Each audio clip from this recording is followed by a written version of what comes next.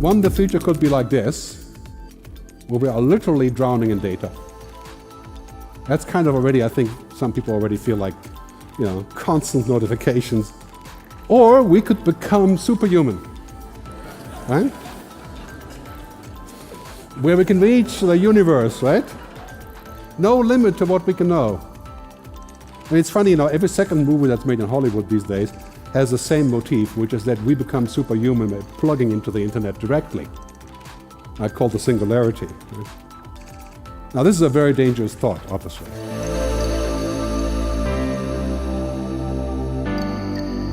Are they going to say, well, this is a machine calling you?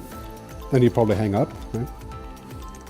So it's an interesting angle. I think, okay, could be amazing, useful, convenient, strange, creepy, confusing, dehumanizing. Hard to say. The jury is out on this, but I think we have to think about this. Everything that we do has to, in the end, make greater human purpose. So it's a typical example of how we're pushing the boundaries, like virtuality. Maybe it'll be so good that we don't even want to go without it anymore. And we're just kind of falling off the cliff there. And so that's a key question. How much technology is too much technology? When we use social media, they're sort of distracting us and could be perceived as good or bad. But in the future, artificial intelligence, quantum computing, the blockchain, genome editing, virtual reality, well, that's not the future, that's today. Right? It's here now. So we have to ask the question, right? Is it more important to have algorithms, or is it more important to have relationships? Well, the answer, of course, it's both, right? I mean, we should not put algorithms over androrhythms, human things. We should not always put convenience over consciousness. Machines don't do relationships, and relationships are 95% of what matters to us. So combining those two things will be very important. It's a huge skill shift from the left brain, the mathematics, the calculation, to the right brain, a skill shift. The World Economic Forum has pointed out the skills are shifting from 2015 to 2020. So critical thinking, creativity, emotional intelligence, cognitive flexibility. If you have kids, or you're about to have kids, this is what they have to learn. What makes them more human. This is the key question underneath all of this. How computable are we? Is that the digital Gerd? Right? Is it possible to express ourselves in data? Are we just algorithms? I mean, it's interesting, when you ask that question in Europe, you get, people are saying, oh no, not this, just, right? But in China or Silicon Valley, people are saying, yeah, maybe we're just technology. That is a question we have to answer eventually.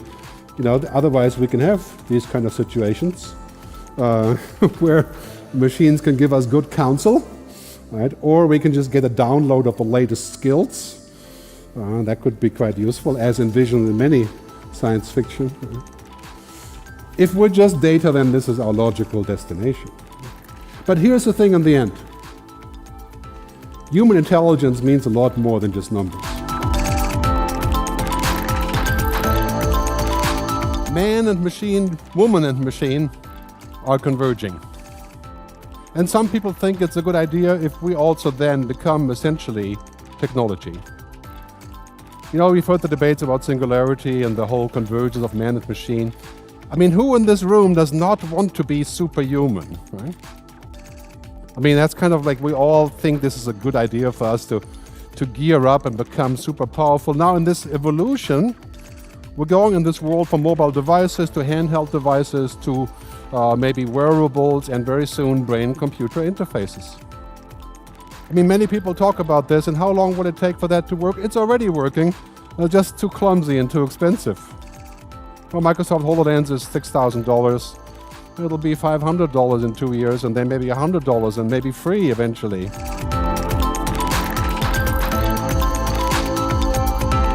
We've talked about these things, some of them for 50 years. Like artificial intelligence, didn't happen. We talked about 3D printing for 20 years now, not much happened. But now, you see takeoff, escape velocity, as they say. I mean, it's funny, in the next 10 years, we're going to see things that are straight out of science fiction. 20 years, I mean, if you're my age, we will live to see what we call the singularity here, the convergence of man and machine. Us mere humans, aren't we supposed to have knowledge and turn the data into knowledge? Isn't that what we do? And now machines do it. They're not doing it all that well yet, but you can imagine, right? 5 to 7 years, quantum computing, million times the capacity, endless sensor networks. We can get a machine with an IQ of 100,000. In theory. And that machine will be vastly superior to us in terms of calculation. I'll show you why that's not a reason to worry, really. But I mean, it does make you think. If we have computers that have unlimited knowledge, what's the change for us?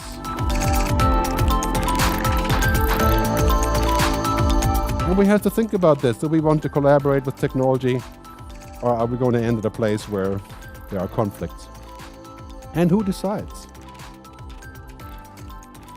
With great power comes great responsibility. Gartner just announced a couple days ago in the research organization Gartner that digital ethics is the #1 topic for 2019. You'd be surprised, because when you're in the tech business, you're saying, okay, as Bertolt Brecht once said, dinner first, then morals. Right? I mean, it's very hard to sell ethics. It's not a product. It's even harder to sell humanity. But now companies like Microsoft and many other companies are saying it's very important for us to do the right thing with technology. Because in theory, very soon, we can do anything.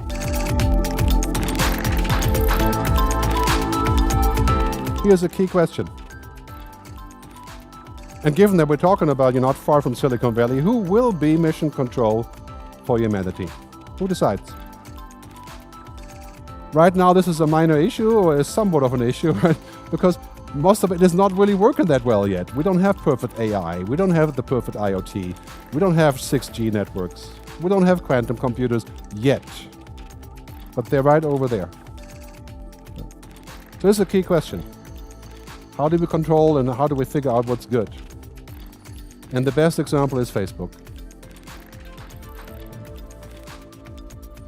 Gunning at democracy.